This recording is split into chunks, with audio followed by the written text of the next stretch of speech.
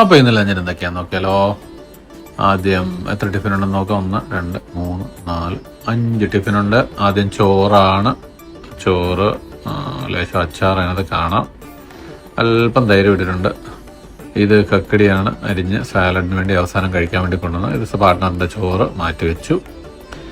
പിന്നെ ഇത് കടലക്കറിയാണ്, തേങ്ങയൊക്കെ അരച്ച് വെച്ച കടലക്കറി. നോർമലി നമ്മൾ അപ്പത്തിൻ്റെ കൂടെയും ദോശയുടെ കൂടെയൊക്കെ കഴിക്കാൻ ഉപയോഗിക്കുന്നതാണ്. പക്ഷേ ചോറിൻ്റെ കൂടെ ആണെങ്കിൽ നല്ലതാണ്. അരിയല്ലേ, അരിയാഹാരത്തിനൂടെ വെള്ള റൈസ് ആകുമ്പോൾ നല്ല ടേസ്റ്റിയാണ്. ഇത് പാവയ്ക്കയാണ്, പാവയ്ക്ക തോരൻ ചെറുതായിട്ട് അരിഞ്ഞ് തേങ്ങയൊക്കെ ഇട്ട് വെച്ചതാണ്.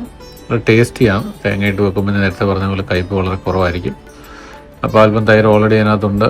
ഇച്ചിരി അച്ചാറും ഇട്ടിട്ടുണ്ട്. അപ്പം കടലക്കറിയും പാവയ്ക്കയും എല്ലാം കൂടെ തൈരും എല്ലാം കൂടെ കുഴച്ച് നമുക്ക് കഴിച്ച് നോക്കാം.